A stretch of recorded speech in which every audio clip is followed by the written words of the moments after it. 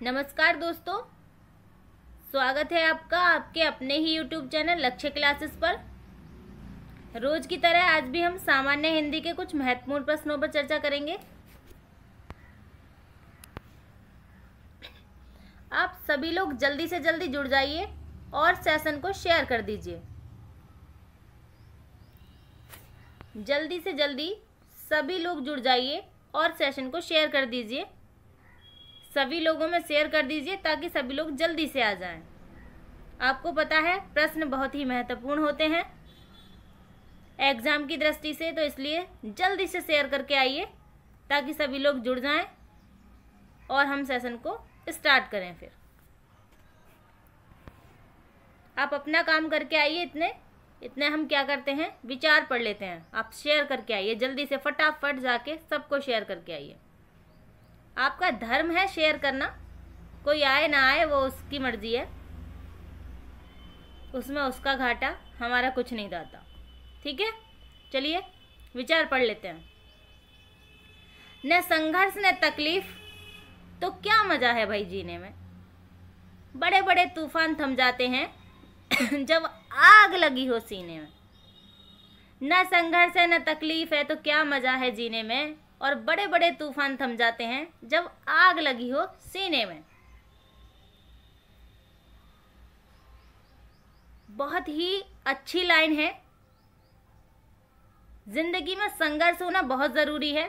जब संघर्ष और तकलीफों से गुजरकर आपको सिलेक्शन प्राप्त होगा तो उस सिलेक्शन को पाकर आपको जो खुशी का आनंद महसूस होगा ना, वो दुनिया की किसी चीज में नहीं हो सकता। अपनी मेहनत और अपनी तकलीफों से लड़ने के बाद जो खुशी मिलती है ना, वो दुनिया की किसी चीज में नहीं मिलती।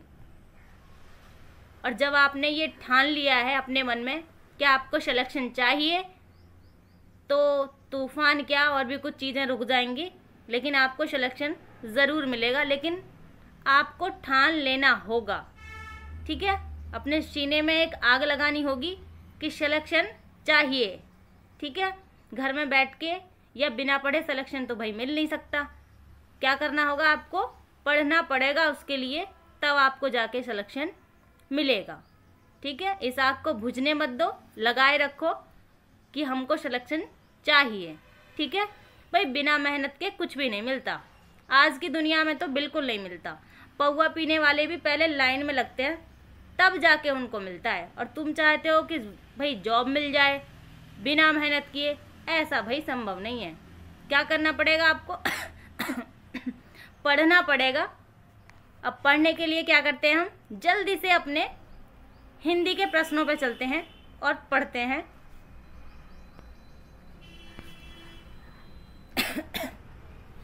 बहुत ही अच्छे प्रश्न हैं। मैं कह रही हूँ यदि आप रोज वीडियो देखेंगे तो आपको किसी बुक को पढ़ने की जरूरत नहीं है। एग्जाम में इसमें से ही सब कुछ आ जाएगा। मैं इस तरह से क्वेश्चन बनाती हूँ कि सारे टॉपिक कवर हो जाते हैं। ठीक है, चलिए अब प्रश्न ले लेते हैं। प्रश्न है हमारा, देवज्ञ का अर्थ है। क्या अर्थ है देवज्ञ का, आपको अर्थ बताना है। देवता, ज्योतिषी, किन्नर या गंधर्व। बहुत ही महत्वपूर्ण प्रश्न है।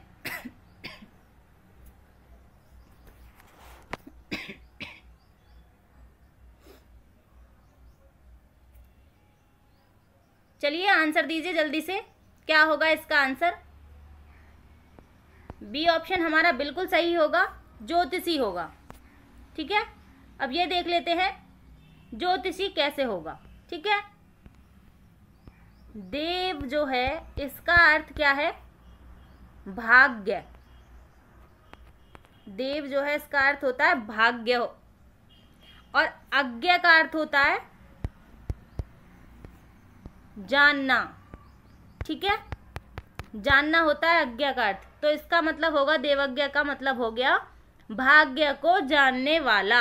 अब भाग्य को जानने वाला कौन होता है, ज्योतिषी होता है, जो भाग्य को जान लेता है। ठीक है, भाग्य को जान लेना अर्थात ज्योतिषी। यदि इसमें ये आ जाए देवज्ञ शब्द देखिए कि कौन सा समास है, तो बहुव्रीहि समास होगा। भाग्य को जान लेने वाला अर्थात ज्योतिषी। ठीक है, अब देख लेते हैं इनके थोड़े से ऑप्शंस को भी देख लेते हैं। देवता किसे कहते हैं ये देख लेते हैं। सबसे पहले स्वर्ग में रहने वाले अमर जो प्राणी हैं उन्हें देवता कहते हैं। ठीक है, किन्नर किसे कहते हैं? गाने बजाने का पेशा करने वाली एक जाति है, उसे किन्नर कहते हैं। इसका एक और भी अर्थ है, स्वर्ग के जो गायक हैं उन्हें भी किन्नर कहते हैं। ठीक है, स्वर्ग में जो गायक हैं। अब देख लेते हैं गंधर्व किसे कहते हैं। जो स्वर्ग में गाने बजाने का कार्य करते हैं उन्हें क्या कहते हैं? हम गंधर्व कहते हैं।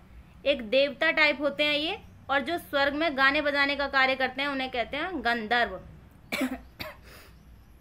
एक होता है गंधर्व विवाह, उसे किसको कहते हैं? गंधर्व विवाह।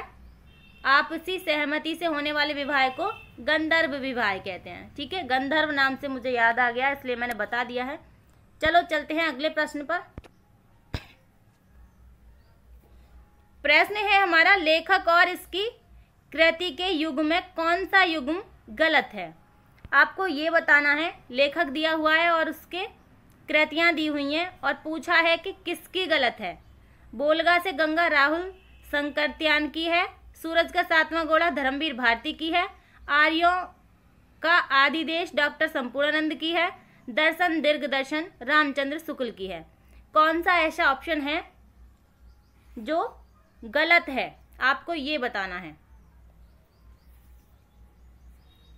ऐसे प्रश्न पैट में भी आते हैं, याद रखना।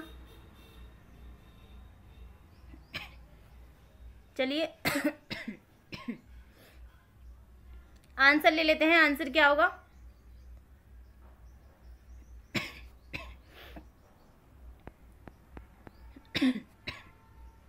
डी ऑप्शन हमारा बिल्कुल सही होगा, दर्शन दीर्घ दर्शन। ये क्या है? हमारा गलत है। रामचंद्र शुक्ल की नहीं है ये। किसकी है दर्शन दीर्घ दर्शन? राहुल शंकरत्यान की है। ठीक है, दीर्घ दर्शन रामचंद्र शुक्ल की नहीं है। चलते हैं अगले प्रश्न पर। बाकी सभी हमारे सही हैं। बोलगा से गंगा, सूरज का सातवां घोड़ा धर्मवीर भारती, आर्यों का आदि देश डॉक्टर संपूर्णानंद, ये सभी सही हैं। प्रश्न है हमारा, निम्नलिखित में से शुद्ध वर्तनी वाला शब्द है।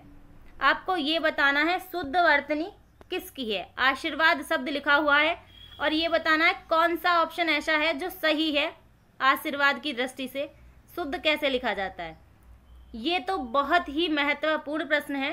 कई बार तो ये मेरे सामने आ गया है एग्जाम में, बहुत बार आता है और अक्सर लोग इसको गलत कर देते हैं। आपको ध्यान से देखना है और बताना है कौन सा सही है।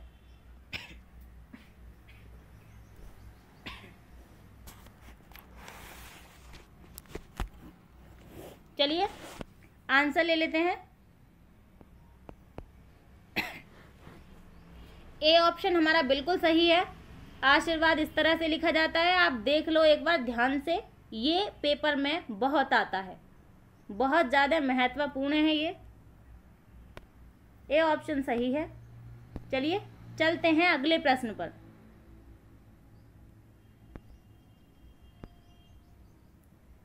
प्रश्न है हमारा, पुनर्जन्म शब्द का सही संधि विच्छेद है।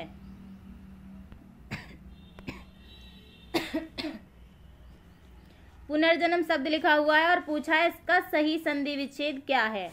जल्दी से आप कमेंट बॉक्स में आंसर दीजिए, कौन सा होगा पुनर्जन्म का संधि विच्छेद।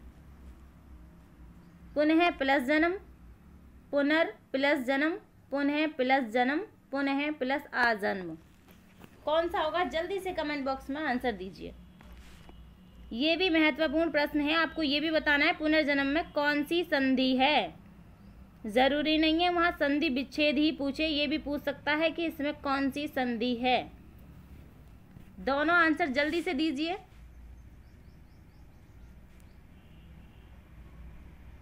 चलिए आंसर ले लेते हैं। ए ऑप्शन बिल्कुल सही है, पुनः प्लस जन्म। ठीक है, संधि कौन सी होगी इसमें? विसर्ग से ही पता चल गया होगा। विसर्ग संधि है, ठीक है, संधि है भाई, संधि नहीं है, विसर्ग संधि है। चलिए चलते हैं अगले प्रश्न पर। प्रश्न है हमारा श्री गणेश शब्द का विलोम पूछा है। इति है, इतिश्री है, अथ्य है, इत्यालम है। जल्दी से कमेंट बॉक्स में आंसर दीजिए। ये प्रश्न बहुत आसान है और सभी को आता होगा। जल्दी से आंसर दीजिए।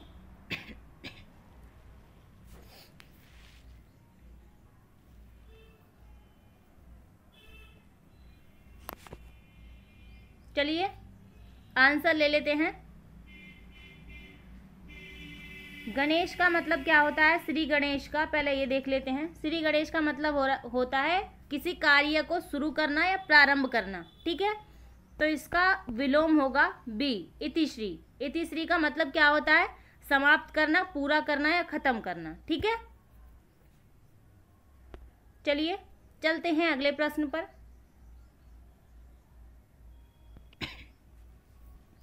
प्रश्न है हमारा अन्न को पचाने वाली अग्नि है। जल्दी से कमेंट बॉक्स में आंसर दीजिए। बोलने से बड़ी दिक्कत है। अन्न को पचाने वाली अग्नि है, ये पूछा है। कौन सा ऑप्शन सही है? जठर अग्नि है, बड़वा अग्नि है, दावा अग्नि है या दावा नल है? जल्दी से कमेंट बॉक्स में आंसर दीजिए। अन्न को पचाने वाली अग्नि है, कौन सी है? ऐसी अग्नि जो अन्न को पचा लेती है। प्रश्न बहुत ही महत्वपूर्ण है सभी एग्जामों की दृष्टि से। आपको बस ध्यान से पढ़ने की जरूरत है। चलिए आंसर ले लेते हैं। आंसर क्या होगा इसका? ए ऑप्शन बिल्कुल सही होगा, जठर अग्नि, ठीक है। अन्न को पचाने वाली आग को जठर अग्नि कहते हैं। अन्न से मतलब है पेट की जो अग्नि होती है ना, उसे जठर अग्नि कहते हैं। अन्न को पेट में ही तो पचाते हैं, ठीक है। अब क्या है हमारा, इन ऑप्शंस को हम थोड़ा देख लेते हैं। हो सकता है दूसरे ऑप्शन से प्रश्न बन जाए, तो इसको देख लेते हैं। वड़वा अग्नि किसे कहते हैं? वड़वा अग्नि कहते हैं सागर में लगी आग को, ठीक है। सागर में लगी आग को कहते हैं। और दावा अग्नि और दावा नल, ये जंगल में लगने वाली आग को कहते हैं, ठीक है। जंगल में लगने वाली आग को दावा नल या दावा अग्नि कहते हैं। और एक और इम्पोर्टेंट प्रश्न लिख लीजिए इसमें। विरह की आग को विरहग्नि कहते हैं। धीमी गति से जलने वाली आग को मंदाग्नि कहते हैं, ठीक है। धीमी गति से जलने वाली आग को मंदाग्नि कहते हैं। और अन्न को पचाने वाली अग्नि जठर अग्नि, ऑप्शन बता ही दिया है मैंने। चलते हैं अगले प्रश्न पर। प्रश्न है हमारा तीसरा सप्तक कब प्रकाशित हुआ? जल्दी से कमेंट बॉक्स में आंसर दीजिए। 1960, 1959, 1951, 1970। जल्दी से आंसर दीजिए, बहुत ही आसान प्रश्न है। तीसरा सप्तक पूछ रहा है।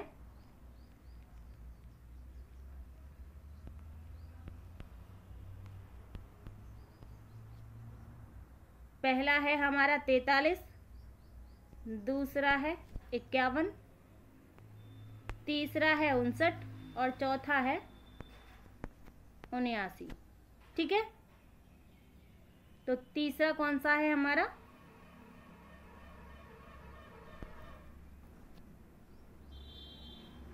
ठीक है, 59 है भाई तीसरा। बी ऑप्शन सही है, 1959। पहला है 43, दूसरा है 51, 1951, तीसरा है 1959, चौथा है 1979।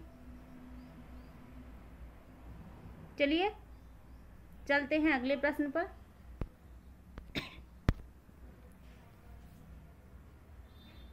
प्रश्न है, हिंदी निबंध का उत्कर्ष काल है। कौन सा हिंदी निबंध का उत्कर्ष काल है, किसको कहा जाता है उत्कर्ष काल, ये बताना है आपको। भारतेंदु युग, द्विवेदी युग, शुक्ल युग या शुक्लोत्तर युग।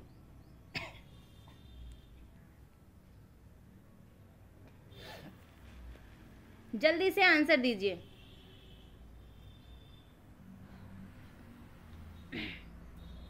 चलिए आंसर ले लेते हैं।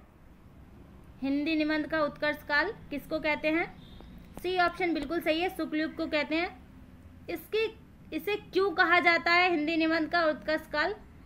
इसकी कहानी थोड़ी सी बड़ी है, इसे मैं वीडियो में इसमें नहीं बता सकती, इसकी अलग से वीडियो बना के जब बताऊंगी, ठीक है।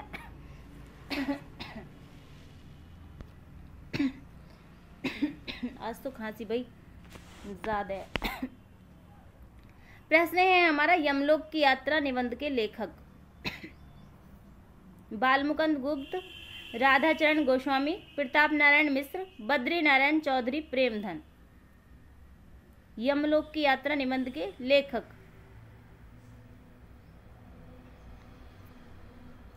जल्दी से कमेंट बॉक्स में आंसर दीजिए, कौन से हैं इसके निबंध के लेखक।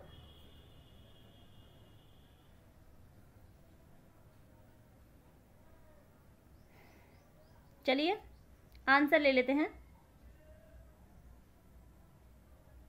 बी ऑप्शन बिल्कुल सही है, राधाचरण गोस्वामी यमलोक की यात्रा निबंध के लेखक हैं। अब थोड़ा सा ऑप्शन को भी देख लेते हैं। बालमुकुंद गुप्त, इसकी प्रमुख रचनाएं कौन कौन सी हैं? हरिदास है, खिलौना है, खेल तमाशा है, शिव शंभू का चिट्ठा है। ठीक है, ये बालमुकुंद गुप्त की हैं। प्रताप नारायण मिश्र की बहुत ही अच्छी हैं और रोचक भी हैं, आपको इंटरेस्ट आएगा जो रचना है। नाखून क्यों बढ़ते हैं, ये इनका निबंध है।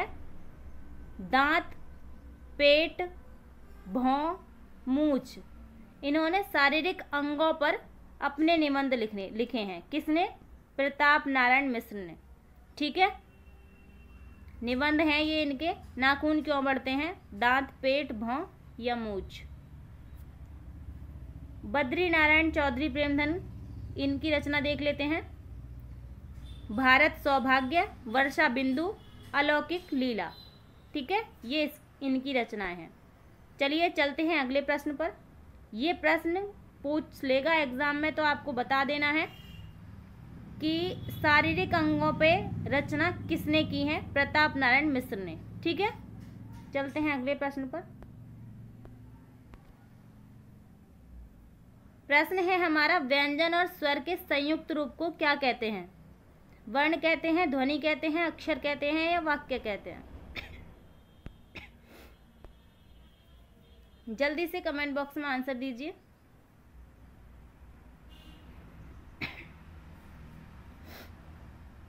व्यंजन और स्वर के संयुक्त रूप को क्या कहते हैं?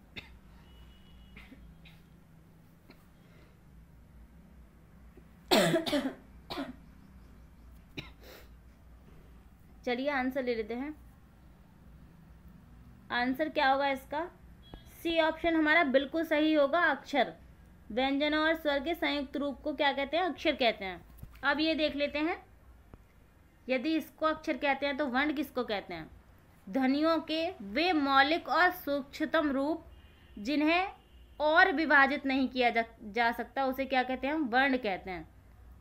वर्ण ऐसा समूह होता है, ऐसा सूक्ष्मतम रूप होता है जिसे हम क्या नहीं कर सकते? विभाजित नहीं कर सकते। सीधी भाषा में कहा जाए तो जिसका खंडन न किया जा सके, उसे वर्ण कहते हैं। ठीक है, वर्ण के मौखिक रूप को ही क्या कहते हैं? हम ध्वनि कहते हैं। ठीक है, अब अक्षर मैंने बता ही दिया है, व्यंजन और स्वर के संयुक्त रूप को अक्षर कहते हैं, या ऐसे भी कह सकते हैं ध्वनियों की संगठित इकाई को अक्षर कहते हैं। ठीक है, ये भी प्रश्न आ सकता है कि ध्वनियों की संगठित इकाई को क्या कहते हैं? तो अक्षर कहते हैं। ठीक है, वाक्य देख लेते हैं। वाक्य किसे कहते हैं? शब्दों का वह सार्थक समूह है जिससे विचार की स्पष्ट एवं पूर्ण अभिव्यक्ति होती है, उसे हम क्या कहते हैं? वाक्य कहते हैं। चलते हैं अगले प्रश्न पर। आशा करती हूँ आपकी समझ में अच्छे से आया होगा। प्रश्न है हमारा, हरिऔध के प्रिय प्रवास महाकाव्य में सर्गों की संख्या है? कितने सर्गों की संख्या ये आपको बतानी है। ये भी पूछता है प्रश्न, प्रिय प्रवास किसकी रचना है? तो ये उपाध्याय सिंह हरिऔध की रचना है। ठीक है, ये भी आपने याद रखना है।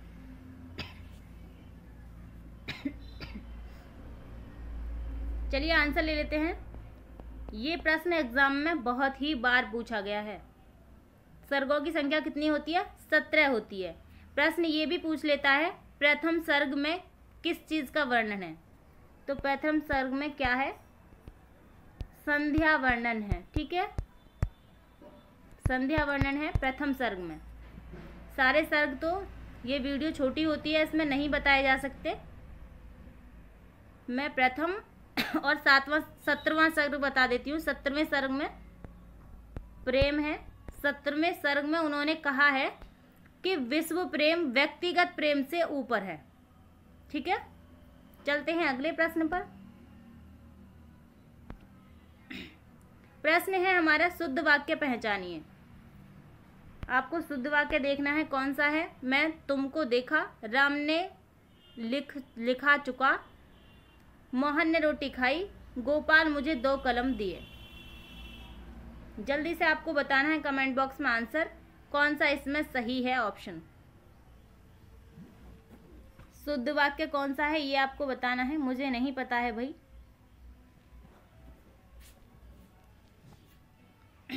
चलिए आंसर ले लेते हैं अपना, क्या होगा। मैं तुमको देखा, ऐसा होता है क्या? ऐसे बोलते हैं मैं तुमको देखा, मैंने तुम्हें देखा, ऐसे बोलते हैं ना। तो ये हमारा गलत हो गया। मैंने तुम्हें देखा होता है। राम ने लिखा चुका, ऐसे होता है क्या? राम ने लिखा चुका, कारक विभक्ति फालतू में लगी हुई है। क्या होता है? राम लिख चुका। ठीक है, अब गोपाल ने मुझे 2 कलम दिए, ऐसा लिखते हैं क्या इसे? अब इसमें कारक विभक्ति की क्या है? जरूरत है। उसमें फालतू लगी हुई थी, इसमें जरूरत है। कैसे बोलते हैं इसको? गोपाल ने मुझे 2 कलम दिया। ठीक है, ऐसे इसको बोलते हैं। सी ऑप्शन हमारा बिल्कुल सही है, मोहन ने रोटी खाई। ठीक है, चलते हैं अगले प्रश्न पर।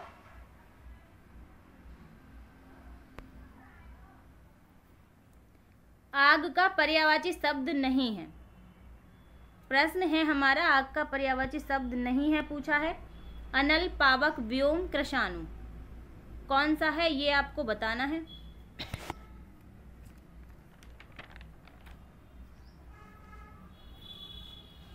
जल्दी से बताइए आग का पर्यायवाची कौन सा नहीं है।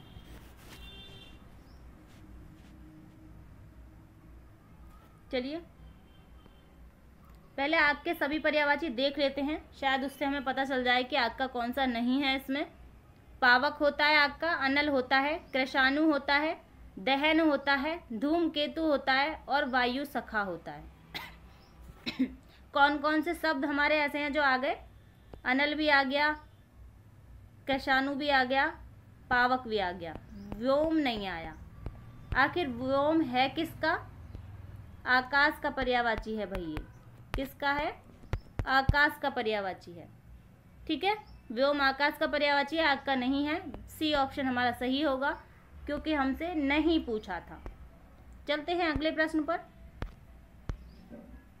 प्रश्न में है हमारा शिक्षक का स्त्रीलिंग है। शिक्षक का स्त्रीलिंग पूछा है, जल्दी से बताइए। शिक्षिका होगा, शिक्षिका होगा, शिक्षकों होगा, शिक्षिकी होगा। जल्दी से बताइए कौन सा होगा शिक्षक का स्त्रीलिंग।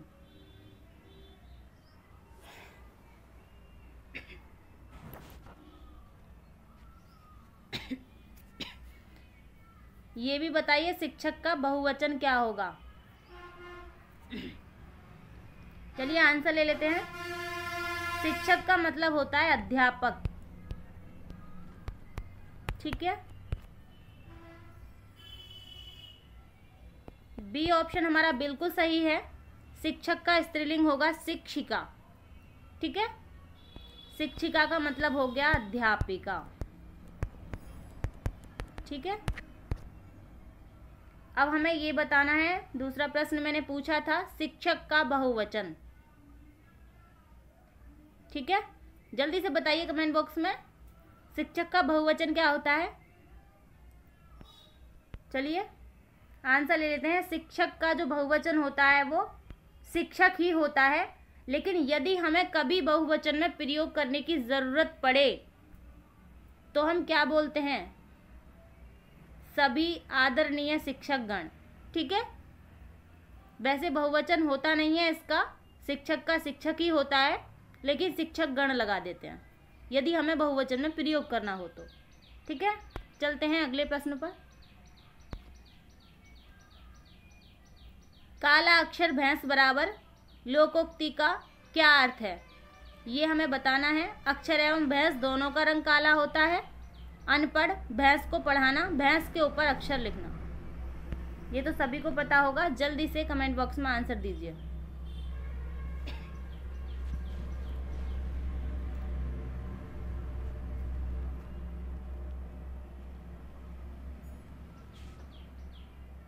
बी ऑप्शन बिल्कुल सही होगा, अनपढ़। मुझे लगता है ये सारी लोकोक्तियाँ पहले बुजुर्गों ने बनाई हैं, क्योंकि वो इन सब लोकोक्तियों को यूज़ करते थे अपनी डेली की लाइफ में। काला अक्षर भैंस बराबर, वो अनपढ़ लोगों को बोलते थे ऐसे, काला अक्षर भैंस बराबर। चलिए चलते हैं अगले प्रश्न पर।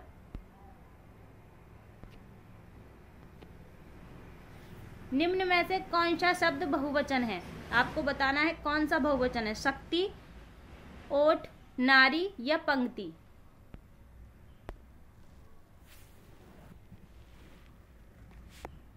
चलिए कौन सा शब्द ऐसा है जो बहुवचन है।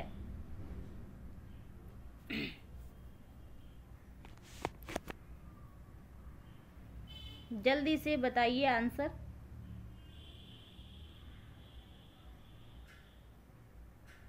चलिए, शक्ति होता, शक्ति क्या है, एक वचन है, शक्ति का बहुवचन क्या होगा, शक्तियाँ। ठीक है, नारी क्या होगा, इसका होगा नारियाँ। ठीक है, ये भी एक वचन है। पंक्ति का हो जाएगा पंक्तियाँ बहुवचन, लेकिन क्या है, बी ऑप्शन हमारा बिल्कुल सही है। ओट ऐसा शब्द है जो सदैव बहुवचन में ही प्रयुक्त होता है। ठीक है, ये ऐसा शब्द है जो सदैव बहुवचन में ही प्रयुक्त होता है, और बाकी सब ऐसे हैं जिनका बहुवचन बनाया जाता है। चलते हैं अगले प्रश्न पर।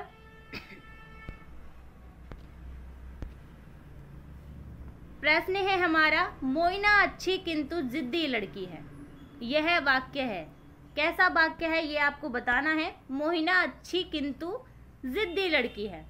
साधारण, संयुक्त, मिश्रित, इनमें से कोई नहीं। जल्दी से कमेंट बॉक्स में आंसर दीजिए, कौन सा होगा इसका सही आंसर।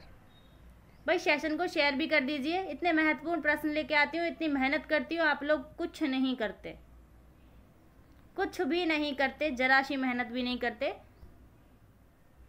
थोड़ा हाथों को हिला लिया करो और शेयर कर दिया करो। ठीक है, चलते हैं आंसर ले लेते हैं। बी ऑप्शन हमारा बिल्कुल सही होगा। क्यों है, किंतु लगी हुई है इसमें। संयोजक चिन्ह जिनसे दो वाक्यों को हम जोड़ते हैं वो क्या होता है हमारा, संयुक्त अक्षर में अलग अलग प्रयोग होते हैं। जो मिश्रित वाक्य होता है उसमें अलग, और संयुक्त वाक्य में अलग। मैंने संयुक्त वाक्य के एक बार लिखवाए हैं, संयोजक चिन्ह से ही पता चल जाता है कि ये कैसा वाक्य है। जो लोग नए हैं और जिन्होंने नहीं लिखा है वो एक बार फिर से लिख लीजिए।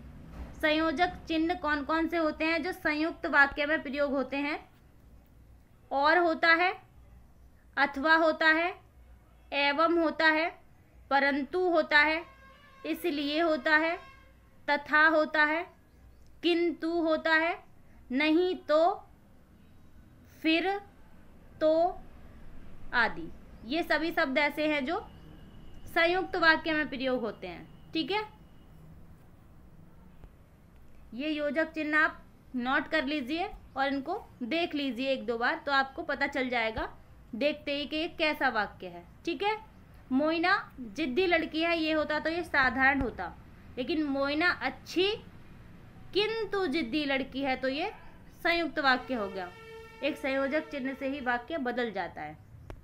चलते हैं अगले प्रश्न पर। शब्द अन्वय का संधि विच्छेद है। आपको बताना है अन्वय शब्द का संधि विच्छेद कौन सा है। अनु प्लस अ है, अनु प्लस आय है, अनु प्लस ए है, या अनु प्लस आय है। और ये भी बताना है साथ में ही अन्वय शब्द में कौन सी संधि है। जल्दी से आंसर दीजिए। अन्वय शब्द का संधि विच्छेद कैसे होगा ये भी बताइए, और अन्वय शब्द में कौन सी संधि है ये भी बताइए।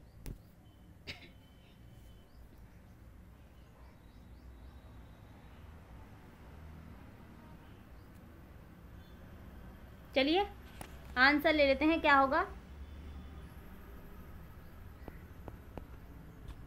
अनु प्लस ए, अन्वय। ठीक है, पहला ऑप्शन हमारा सही होगा, बिल्कुल सही होगा। और इसमें संधि कौन सी होगी, यण संधि होगी। ठीक है, चलते हैं अगले प्रश्न पर। प्रश्न है हमारा कलेजे पर सांप लौटना मुहावरे का अर्थ है। कलेजे पर सांप लौटना, वैसे तो डर लगता है भाई, कलेजे पे लौट जाएगा तो क्या हालत होगी। इसका मतलब क्या है ये आपको बताना है। दुखी होना, ईर्ष्या से जल उठना, दुश्मनी निकालना, दीनता प्रकट करना।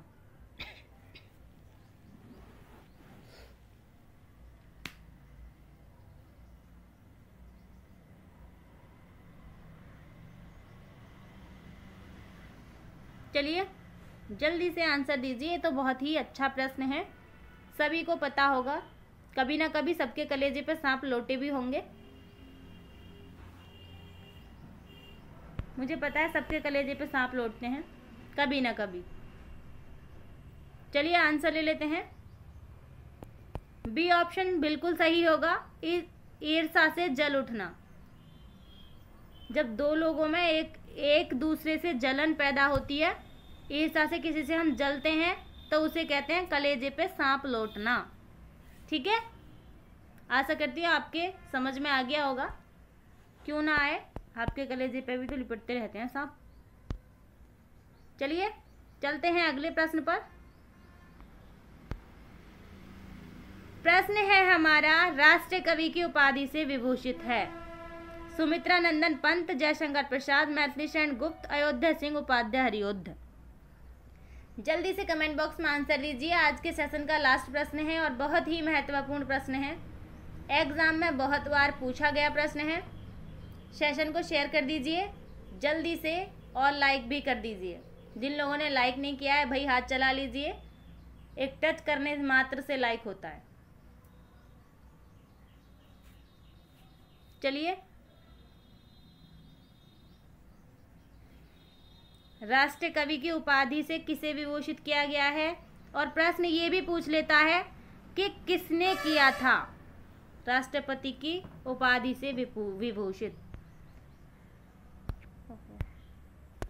एक और प्रश्न मुझे याद आ गया, उपाधियां जो होती हैं, जैसे ये राष्ट्रीय कवि में ये पूछ ले राष्ट्रीय कवि में कौन सा समास है, तो इसमें क्या होता, बहुव्रीहि समास होगा। उपाधियां बहुव्रीहि समास में आती हैं, ये मैं आपको बता दूं। ठीक है, उपाधियां हमारी बहुव्रीहि समास में आती हैं। कभी पूछ ले राष्ट्रीय कवि में कौन सा समास है, तो कभी होता है शब्द लेकिन उसमें राष्ट्रीय लगा हुआ है, तो ये इसको उपाधि दी गई है। तो उपाधियों में क्या होता है, बहुव्रीहि समास होता है। अब किसको दी गई है, सी ऑप्शन हमारा बिल्कुल सही है। मैथिली शरण गुप्त को राष्ट्रीय कवि की उपाधि से विभूषित किया गया है। किसने किया है ये और देख लेते हैं। महात्मा गांधी जी ने मैथिली शरण गुप्त को राष्ट्रीय कवि की उपाधि से विभूषित किया। ठीक है, आशा करती हूँ आपको समझ में आ गया होगा और आपको प्रश्न बहुत ही अच्छे लगे होंगे। यदि अच्छे लगे हैं तो जल्दी से लाइक कर दीजिए और शेयर भी कर दीजिए। ठीक है, thank you for watching. Like share and subscribe करते रहिएगा।